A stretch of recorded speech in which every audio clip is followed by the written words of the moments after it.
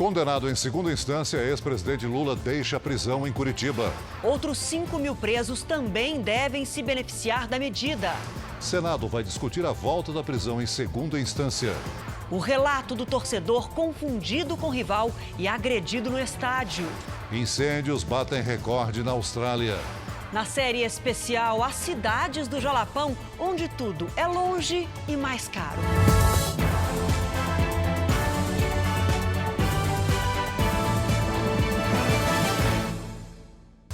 Oferecimento Prime. Invista com quem conhece você.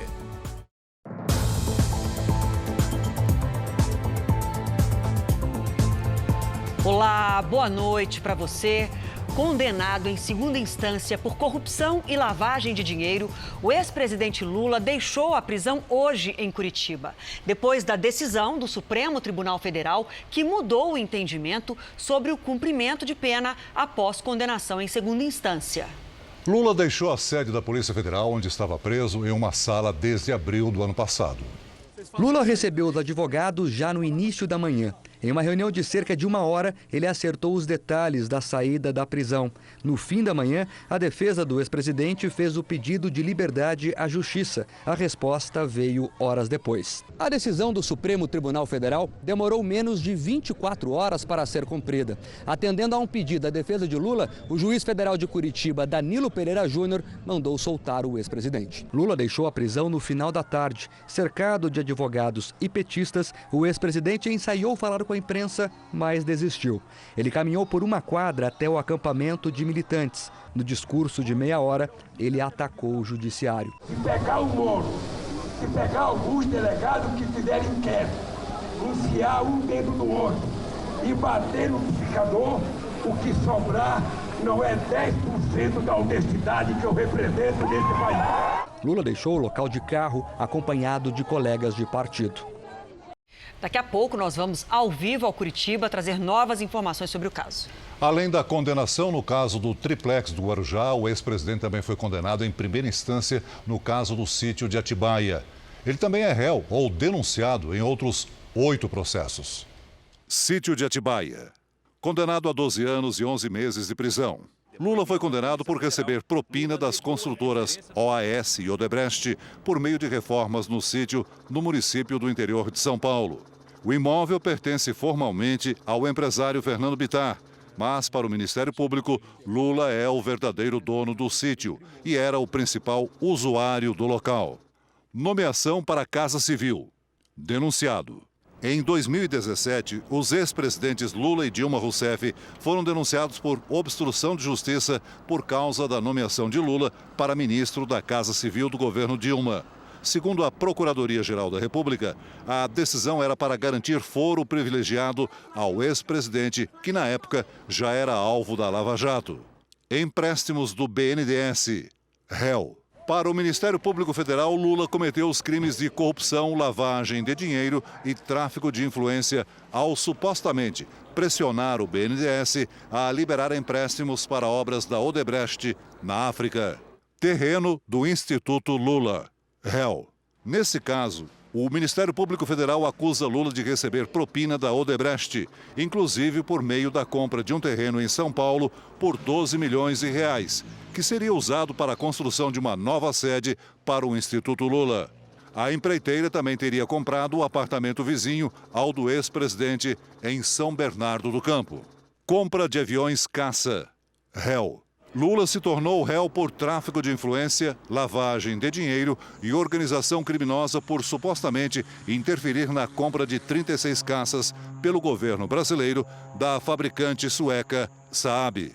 MP das montadoras. Réu. A Justiça Federal aceitou denúncia contra Lula por corrupção passiva pelo recebimento de propina para aprovar uma medida provisória que prorrogou incentivos fiscais para montadoras.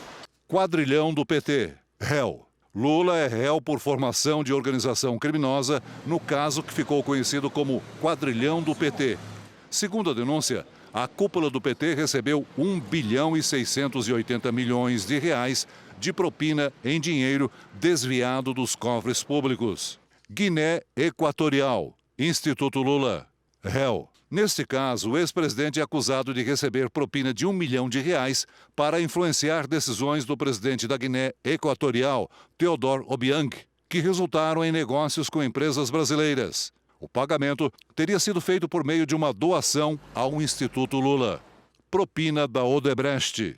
Réu. Nesse caso, Lula é réu por corrupção por envolver suposto pagamento de propina da Odebrecht em troca de favorecimento do governo federal. Outros 12 condenados pela Justiça na Operação Lava Jato podem ser diretamente beneficiados pela decisão do Supremo Tribunal Federal. Fernando Moura é empresário condenado a mais de 12 anos de prisão por diversos crimes, como corrupção e lavagem de dinheiro. Segundo o Ministério Público, ele representava José Dirceu junto à Petrobras. O irmão de Dirceu, Luiz Eduardo, condenado a mais de 10 anos pelos crimes de lavagem de dinheiro e organização criminosa, também deve ser solto. Diretores de construtoras envolvidas no esquema de corrupção revelado pela Força Tarefa estão entre os que entraram com pedido de habeas corpus. Gerson Almada, ex-diretor da Engevix, condenado a 34 anos. Sérgio Cunha Mendes, ex-vice-presidente da Mendes Júnior, condenado a 27 anos. Alberto Elísio Vilarça Gomes, ex-diretor da mesma empresa, com condenação de 11 anos de prisão. O ex-diretor da Petrobras, Renato Duque, também pode ser liberado do cumprimento da pena de 123 anos. Ele tem condenação em vários processos da Lava Jato. Já João Vacari Neto, ex-tesoureiro do PT, deve ficar desobrigado de cumprir a pena no semiaberto com tornozeleira eletrônica. O Conselho Nacional de Justiça estima que quase 5 mil criminosos já cumprem pena depois de condenados em segunda instância. Assim como Lula, eles devem ser beneficiados pelo julgamento de ontem do Supremo Tribunal Federal. Nas ruas, a decisão foi questionada. A sociedade anseia por outras decisões, né? E essa talvez não tenha sido a mais plausível e viável para o momento político que nós vivemos, político e social.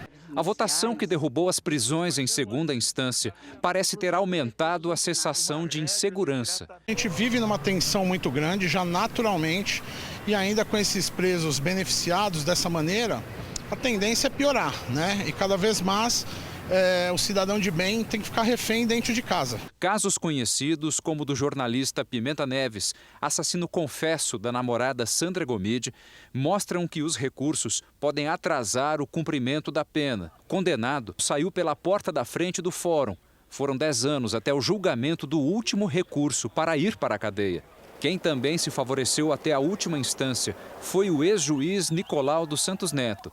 Ele foi condenado a 48 anos de prisão por participar de um esquema que desviou cerca de 170 milhões de reais da construção do Fórum Trabalhista de São Paulo. Segundo o Conselho Nacional de Justiça, cerca de 5 mil presos podem ser beneficiados com a medida, desde que recorram da decisão em segunda instância. Especialistas ouvidos pelo Jornal da Record afirmam que os impactos na sociedade serão grandes e que o Brasil, a partir de agora, vai na contramão do que é feito em todo o mundo. Se a gente for pesquisar todos os países que têm ligação com a ONU, que participam da Convenção da ONU, o Brasil é o único que não vai ter prisão em segundo grau. A desembargadora dá o exemplo de um caso envolvendo um grupo de 40 integrantes ligados a uma facção criminosa. Eles foram reconhecidos como traficante, a droga foi apreendida, receberam 30 anos de pena, ou 20 anos de pena. Não vai poder prender em segundo grau. Vai ter que, eventualmente, aguardar o trânsito julgado. Segundo a magistrada, será ainda mais difícil levar para a prisão condenados em casos de corrupção. Você não consegue prender, por vezes, o autor de um crime desse, principalmente de lavagem de dinheiro, repito, e corrupção, em flagrante. E é nesse viés que essa decisão vem exatamente, digamos, proporcionar maior dificuldade em cumprimento da pena. O ex-governador do Rio de Janeiro, Sérgio Cabral, vai tentar usar a decisão sobre a prisão em segunda instância para deixar a cadeia.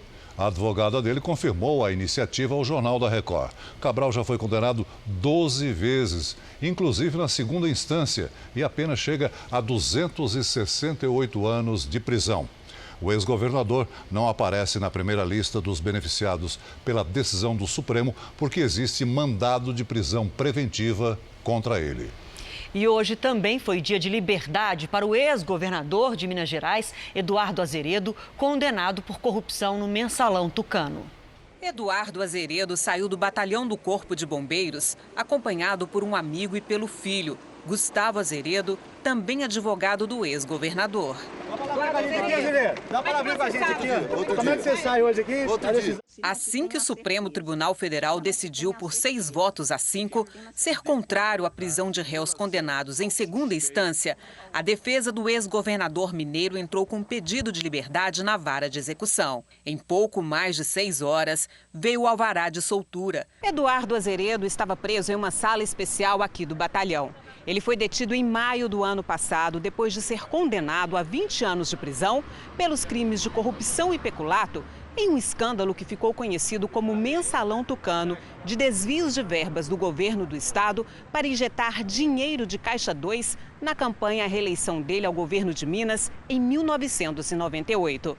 Na disputa, o Eduardo Azeredo foi derrotado por Itamar Franco. Em maio deste ano, Azeredo pediu para ser desfiliado do PSDB e foi atendido. Agora, o ex-governador poderá aguardar o julgamento dos recursos em liberdade. A prisão em segunda instância pode ser revertida pelo Congresso. Para isso, é preciso aprovar uma proposta para mudar a Constituição. Na decisão tomada pelo Supremo Tribunal Federal, as opiniões ficaram divididas sobre o assunto. Aprovado. 5 ministros mantiveram o entendimento dos julgamentos anteriores e votaram a favor da manutenção das prisões em segunda instância. Carmen Lúcia, Luiz Roberto Barroso e Luiz Fux destacaram o combate à corrupção e o fim da impunidade. Se não se tem a certeza de que a pena será imposta, de que será cumprida, o que impera não é a incerteza da pena, mas a certeza, ou pelo menos a crença da impunidade. Alguém condenado em segundo grau permanecer mais 3, 5, 7, 8, 10 anos, levando vida normal, muitas vezes desfrutando do dinheiro que desviou, ou convivendo com a família da vítima que tem que ver todos os dias, é negação de justiça. Evidentemente, senhor presidente, os crimes que nós temos assistido e que são cobertos pela presunção de inocência não são crimes de pessoas humildes. Nós estamos tratando de pessoas que até podem não ter condições, mas que foram condenadas em segunda instância por aqueles delitos que nós analisamos na nossa turma diuturnamente por condenações em segunda instância, em que sempre fica em jogo essa questão da execução provisória. Os ministros Edson Fachin e Alexandre de Moraes mostraram que a jurisprudência tinha base jurídica sólida para continuar a ser aplicada. É inviável sustentar que toda e qualquer prisão só pode ter seu cumprimento iniciado quando o último recurso da última Corte Constitucional tenha sido examinado.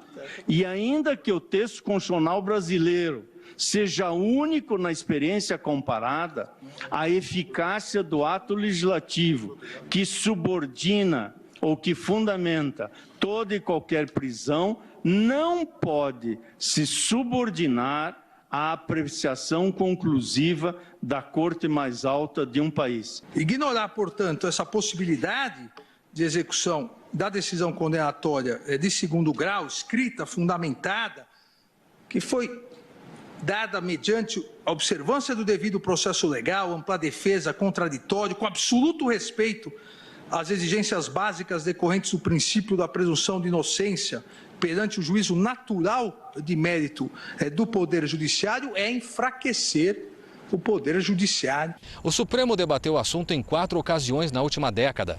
Em 2016, decidiu pela prisão em segundo grau. Ano passado, reafirmou a legalidade da regra durante o julgamento do habeas corpus que permitiu a prisão do ex-presidente Lula. Agora, menos de 2 anos depois, o tribunal mudou o entendimento. Para essa jurista, a decisão traz insegurança jurídica ao país. Em 10 anos, mudar 4 vezes é muito complicado. Principalmente porque nós estamos vendo que a jurisprudência está mudando, não porque fatos aconteceram, mas porque as pessoas que estão sendo julgadas são pessoas que precisam sair de uma condenação ou não. Após a decisão do STF, a Comissão de Constituição e Justiça do Senado prometeu pautar para a semana que vem a votação de uma emenda à Constituição que poderá permitir a prisão em segundo grau. Mesma decisão tomada pela CCJ da Câmara. Uma proposta de emenda à Constituição polêmica nunca é fácil de ser aprovada. No entanto, eu vejo que há um clima bastante favorável para a aprovação dessa PEC, principalmente na CCJ, e eu acredito que lograremos êxito numa aprovação bastante rápida. Nós vamos agora ao vivo a Curitiba falar com o repórter Mark Souza, que acompanhou a saída do ex-presidente Lula. Boa noite para você, Mark. Havia expectativa de que Lula viesse diretamente para São Paulo, mas isso não aconteceu, não foi isso?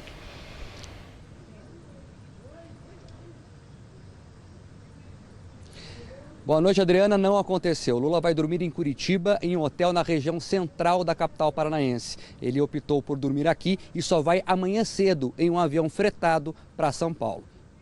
Agora, Mark, a gente continua ao vivo com você porque um dos próximos beneficiados pela decisão do STF pode ser o ex-ministro José Dirceu.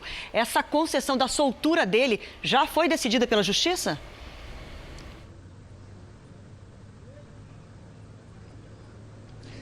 Adriana, já foi sim. A Justiça Estadual aqui do Paraná que decidiu porque Zé Dirceu está em um presídio local, estadual. Mas ele ainda não deixou a prisão. Ele está preso no Complexo Médico Penal, na região de Pinhais, que fica aqui perto de Curitiba, mas o presídio ainda não foi comunicado oficialmente. Existe a expectativa, portanto, que ele só saia amanhã pela manhã da prisão. Adriana.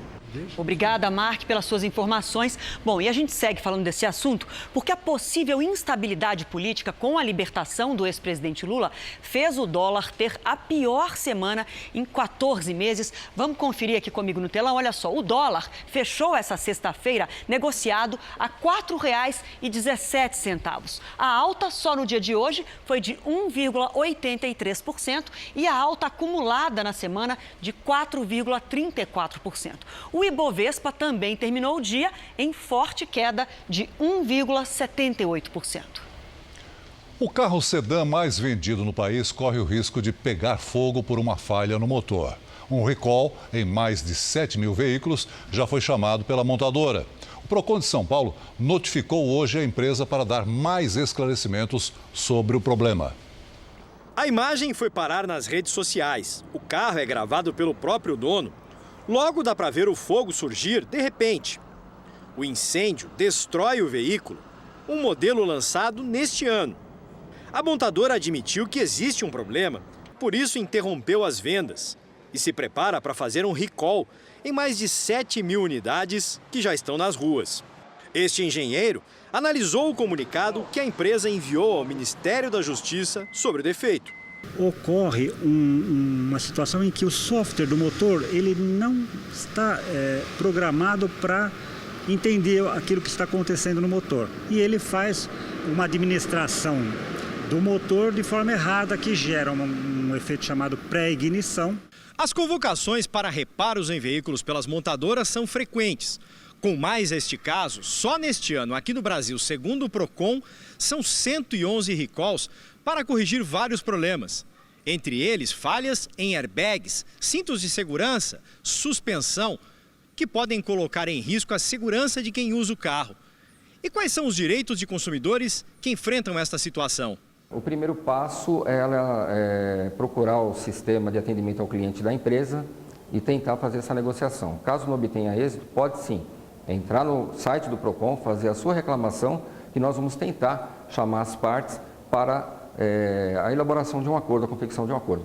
É possível devolver o carro e receber o dinheiro de volta? Nesse caso, não.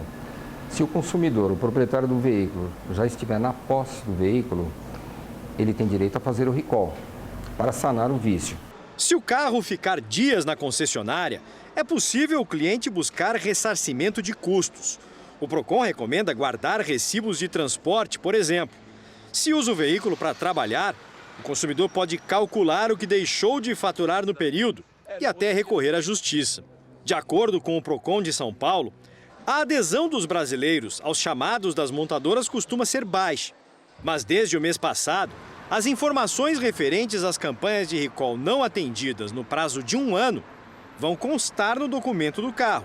O número de convocações neste ano surpreende o órgão de defesa do consumidor. A gente identifica que existem muitos recalls, inclusive de produtos que são lançados 6 meses, estão no mercado, 1 ano.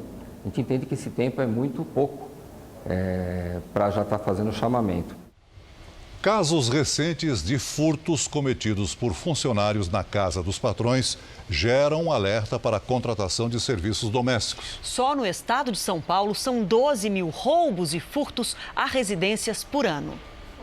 Mesmo sem mostrar o rosto, Juliana não esconde a frustração. Estava super tranquila, porque justamente eu falei, não, ela é mãe de uma funcionária que já está comigo há 2 anos, então a gente acaba não desconfiando, né? Primeiro os filhos se queixaram do desaparecimento de dinheiro. Depois, ela mesma encontrou a caixa de joias vazia. Colares, gargantilhas, pulseiras, tinha brincos, anéis, aproximadamente uns 50 mil reais. Há mais de 30 anos, a Juliana e a família costumam morar em residências, na maior parte do tempo em condomínios fechados como esse, o que acaba aumentando a sensação de segurança. Talvez por isso, a professora nunca tenha se preocupado gravemente em levantar informações, fichas e antecedentes criminais dos prestadores de serviço. Também nunca usou câmeras de segurança, o que acaba aumentando o risco, segundo a polícia. Em setembro, uma cuidadora de idosos de Higienópolis, bairro Nobre de São Paulo, foi presa acusada de facilitar a entrada de bandidos num condomínio. Na casa do chefe de cozinha, Eric Jacan, a babá foi presa por vários furtos, entre eles o de um relógio e uma bolsa de grife. Este especialista em segurança alerta: dê preferência por contratação de prestadores de serviço através de empresas especializadas. Cheque o maior número de informações possível. Nós precisamos ter acesso ao documento original dela, dar uma olhada se não é um documento falsificado, não tem sinais de falsificação. Ao mesmo tempo, tem empregadores anteriores. Então, ela vai informar telefones dessas pessoas. Se todas as precauções não resolverem, não deixe de registrar o caso na polícia, para evitar novos golpes e até mesmo crimes mais graves. Um concurso do governo federal vai premiar jovens que produzirem vídeos com o celular com o tema cidadania. É um projeto que conta com o apoio de quem já faz a diferença na comunidade. Mariana e Roberta, alunas de produção cultural, decidiram mudar a cara da rua onde estudam em Nilópolis, na Baixada Fluminense. E criaram o projeto Colore a Rua, que deu mais vida à comunidade. Quando a gente passa aqui agora, a gente vê a rua muito mais colorida, a gente vê as pessoas felizes com o grafite que a gente fez, sabe? E a gente explicava, não, então a gente quer fazer um desenho bonito, a gente vai trazer tinta, cor. E alguns ainda ficaram resistentes, outros já saíram doando o muro. Todas as vezes que o morador aceita ter a casa grafitada, o muro recebe um ok como esse aqui, até que a parede seja pintada. É um código criado pelo projeto e todo mundo na rua já sabe o significado.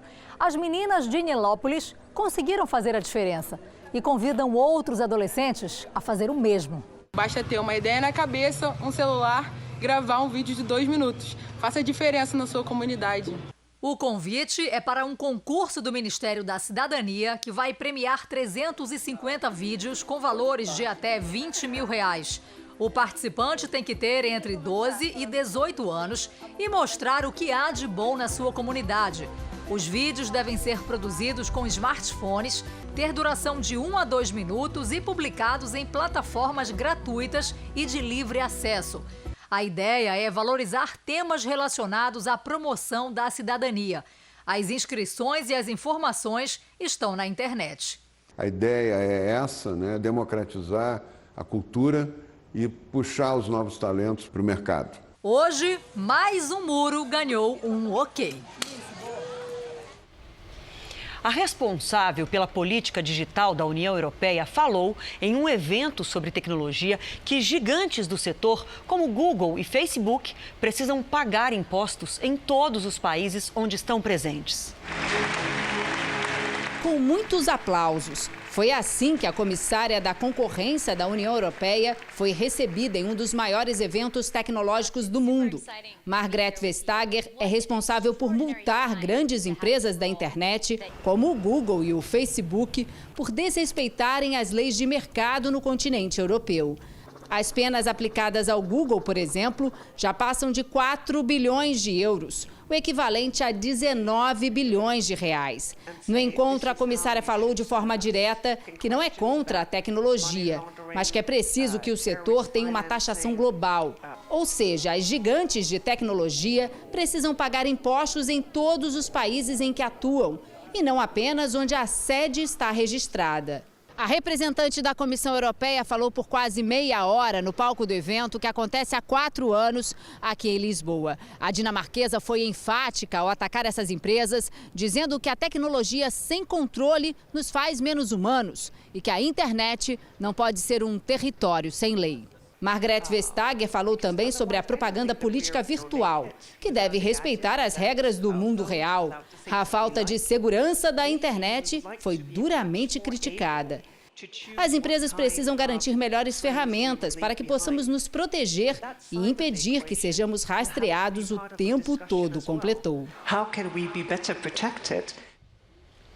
Veja a seguir, os extremos do clima, fogo na Austrália e neve nos Estados Unidos. E ainda hoje, na nossa série especial, as cidades isoladas do Jalapão, onde tudo é mais caro.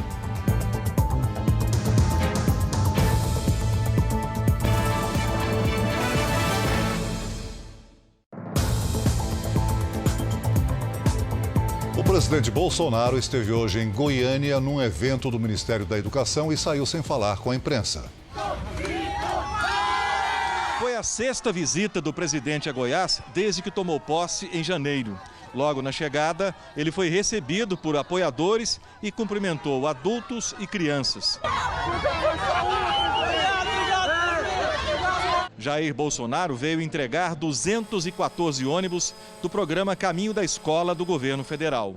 Ao lado do ministro da Educação, do governador de Goiás e de outros políticos, ele entrou num dos veículos.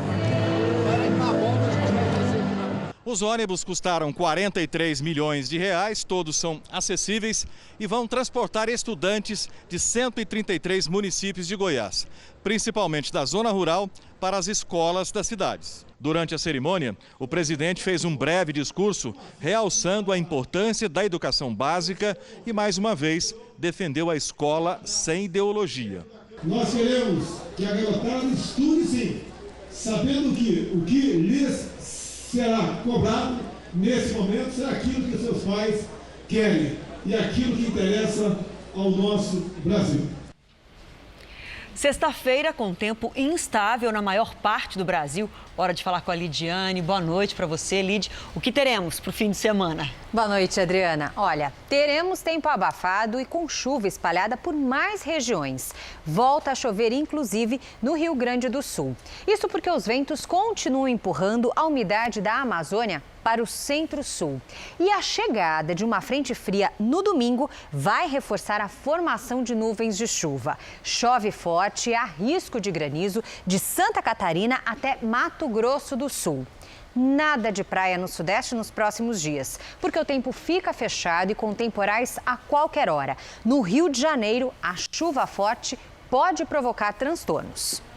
Lidiane, vamos aos pedidos então da praia para as montanhas. Olha só, a gente começa de Minas Gerais, o Eduardo Augusto, de Montes Claros, e também o Alisson, que é de Conselheiro Lafayette. Eles querem saber como fica o tempo no fim de semana. Olha, mesmo estado e previsões diferentes, viu? Eduardo, em Montes Claros, tempo firme e quente no fim de semana, com máximas entre 35 e 36. Já em Conselheiro Lafayette, Alisson, dias abafados e com temporais à tarde. Faz 28 e 29 graus. Olha, e o Rafael de Teresópolis, no Rio de Janeiro, também quer tempo delivery. Vamos lá, olha, Rafael, tempo fechado e com tempestades à tarde. E muita atenção, porque na região serrana o risco de deslizamento é ainda maior. Em São Paulo, a chuva aperta mesmo no domingo. Máximas de 25 e 27 graus. É bom todo mundo ficar bem ligadinho com essa chuva aí. Guarda-chuva na mão. Guarda-chuva na mão. Obrigada, Bom fim de semana. Até segunda. Até. Nos Estados Unidos, o inverno ainda nem chegou, mas boa parte do país já está em alerta. Temperaturas negativas devem bater recordes nos próximos dias por conta de uma frente fria incomum para essa época do ano. No estado de Michigan, a neve pegou muita gente de surpresa e causou dezenas de acidentes nas estradas. Em Nova York, por enquanto, neve só nos rinques de patinação. Mas as temperaturas de hoje já deram um gostinho do que vem pela frente. Essa turista confessa que não esperava tanto frio. Mais de metade da população do país está em alerta para temperaturas negativas recordes nos próximos dias. Eu estou preparado, agora mesmo estou com 5 camadas de roupa, diz esse nova-iorquino. Esse frio inesperado atingiu boa parte do país por causa de uma poderosa frente fria vinda do Ártico. Como resultado, aqui em Nova York, por exemplo, a temperatura despencou 15 graus em 24 horas. E nessa madrugada, a sensação térmica por aqui deve chegar a 3 graus abaixo de zero. Segundo os meteorologistas, essa será uma das temporadas mais congelantes dos últimos tempos. E cerca de 100 incêndios florestais atingiram hoje a Austrália. Uma pessoa morreu e 2 estão desaparecidas. Somente os bombeiros passam pelas estradas que foram bloqueadas. Os ventos fortes e as temperaturas de mais de 35 graus atrapalham o combate às chamas. Nesta cidade, a quilômetros dos focos de incêndio, a paisagem ficou alaranjada, olha só. Centenas de moradores tiveram que abandonar as próprias casas. E no r7.com você encontra uma galeria com as fotos mais impressionantes desse incêndio lá na Austrália. Veja agora os destaques do próximo Domingo Espetacular com Patrícia Costa. Oi, Celso. Oi, Adriana. Boa noite para quem acompanha o Jornal da Record. Revolução na medicina. A brasileira que criou uma caneta capaz de diagnosticar o câncer. Tem uma análise praticamente imediata. Roupa curta, pode usar depois dos 50? A Gretchen acha que sim. Quem paga as minhas roupas sou eu, meu amor. Convites por R$2.000. Bolo, 60 mil. Conheça o universo dos casamentos milionários. É no Domingo Espetacular, depois da Hora do Faro. Até lá. E a seguir, torcedor confundido com rival e é agredido no estádio do Rio. E conta como foi a cena de violência. E na nossa série especial no Jalapão, interior do Tocantins, as cidades são isoladas, mas seguras. E a chave no contato dos carros, rotina.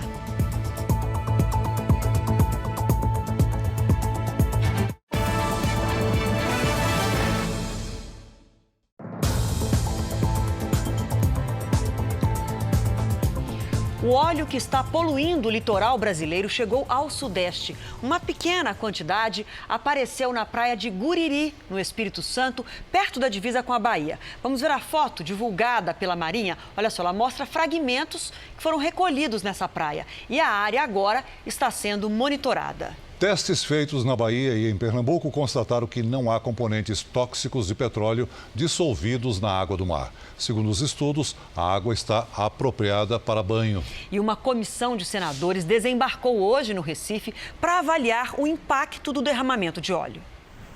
No Cabo de Santo Agostinho, os senadores ouviram reivindicações de voluntários e viram o protesto de moradores da praia de Itapuama. A situação é mais assustadora do que nós imaginávamos. Da praia, a comissão veio até o Palácio do Governo para uma reunião a portas fechadas. No meio da tarde, foi divulgado o resultado de um estudo sobre a qualidade da água. Foram analisadas amostras em 16 praias e a conclusão é que elas não têm traços de petróleo.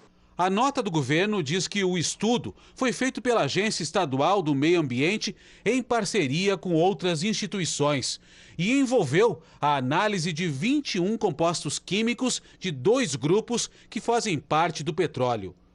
Os pesquisadores concluíram: os níveis desses compostos são tão baixos que os equipamentos não conseguiram detectar.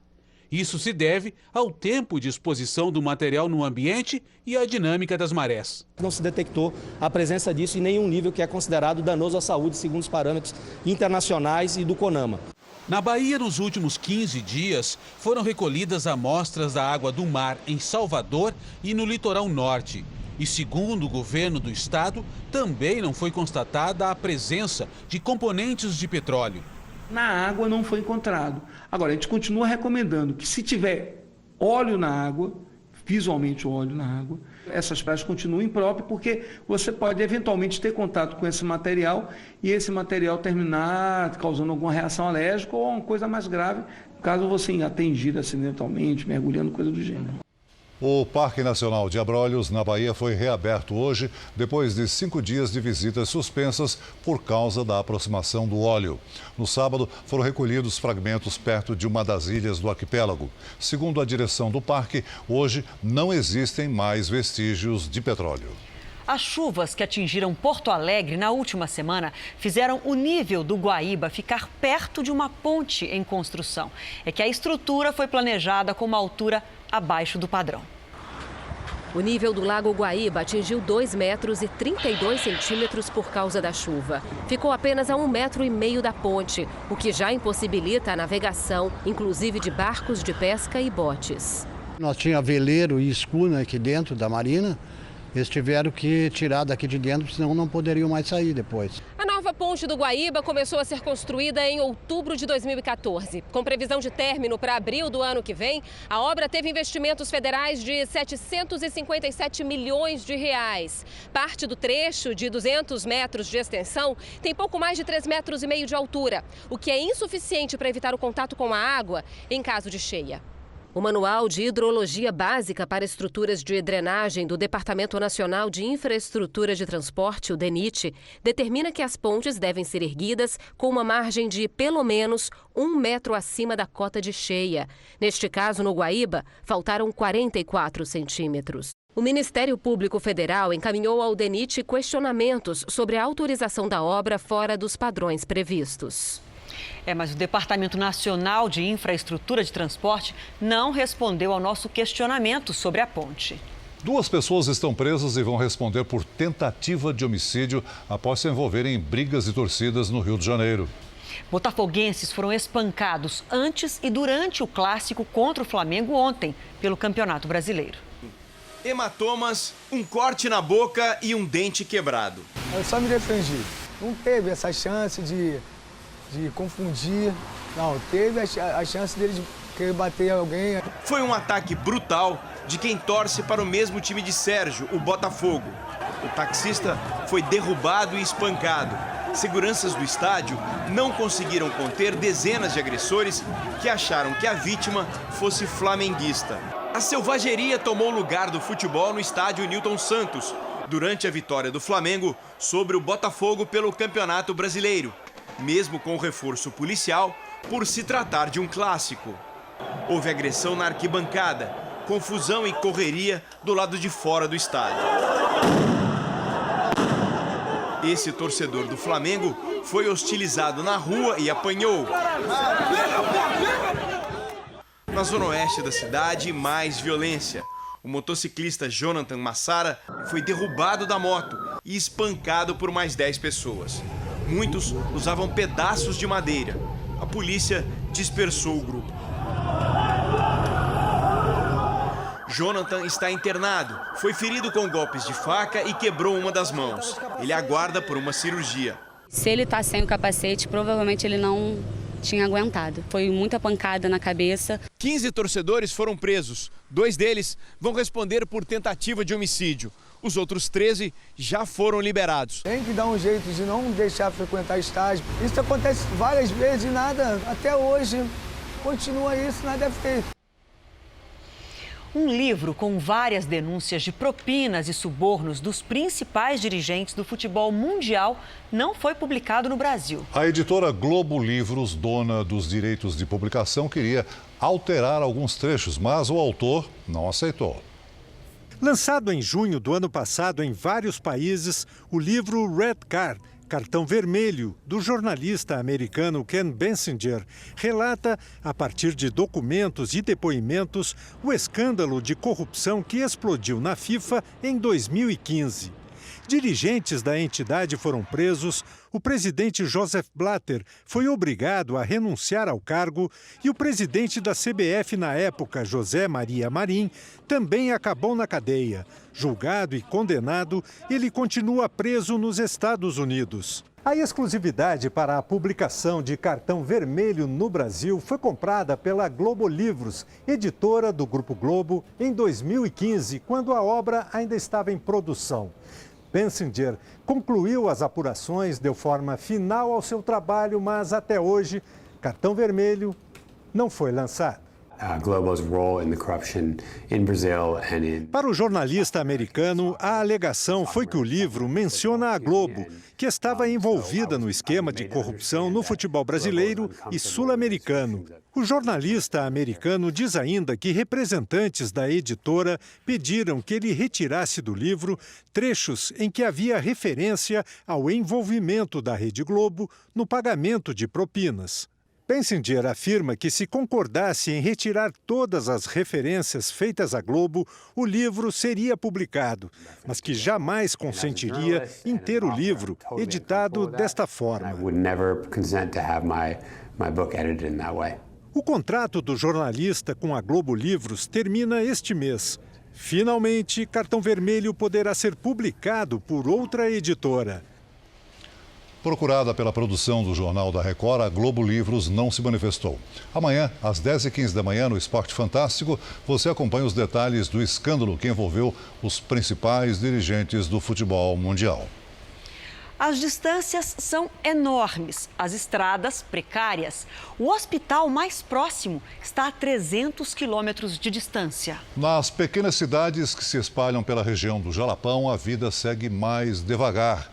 E a violência parece que não chegou ainda.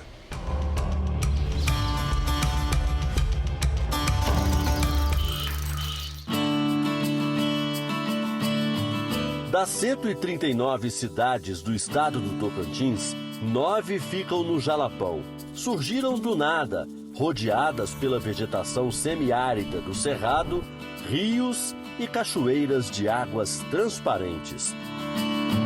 O ecoturismo é a principal fonte de renda. Mas, por causa das circunstâncias dessa região, essas comunidades vivem praticamente isoladas. A começar pelas estradas de acesso, um desafio para qualquer motorista.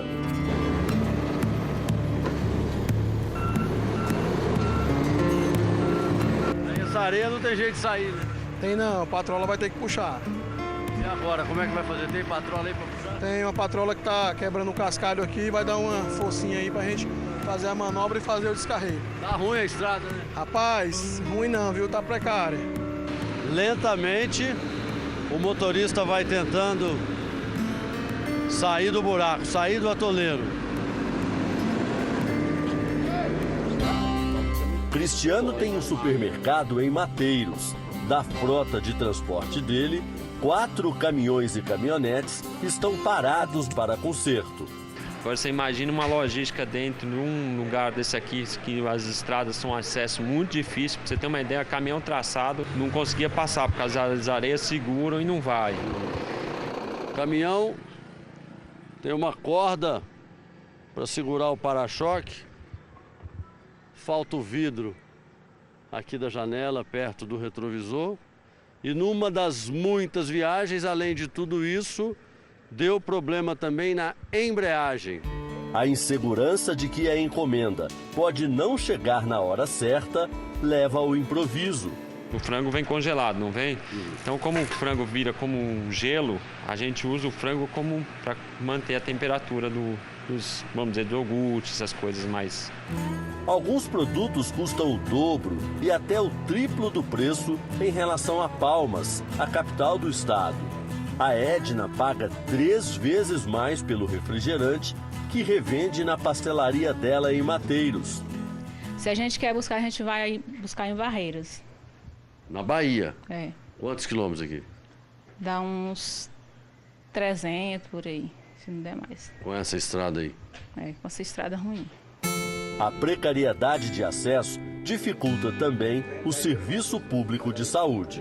Em Mateiros, o atendimento é numa casa alugada pela prefeitura, porque o único posto está em reforma. É uma casa de 9 cômodos, aqui era uma sala, virou recepção, o corredor que dava acesso aos quartos, que se transformaram em enfermagem, lá na frente farmácia, consultório e a fila de pacientes à espera da consulta.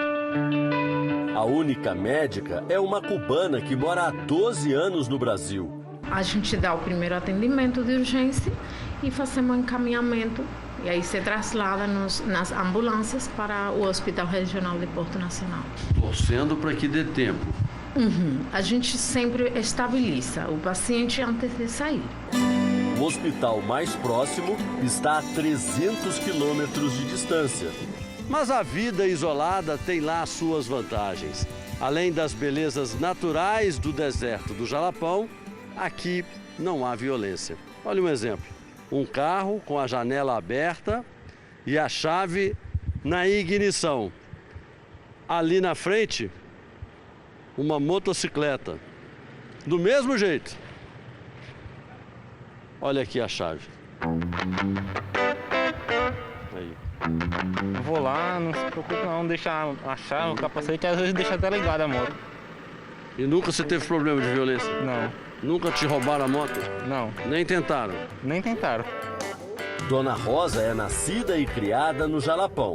Ela diz que a vida aqui melhorou muito. Até a estrada é melhor do que antes. Daqui para Ponte Alta fazia com 2 dias e meio, quando puxava muito na viagem, ou 3 dias. E para ir para Dianópolis, com as cargas nos animais, levava 3 dias e meio, levando o produtozinho nos jumentos, as cargazinhas. Ela tem um restaurante, trabalha de porta aberta e se orgulha de nunca ter sido vítima da violência. Do jeito que está aqui é melhor? E muito, muito.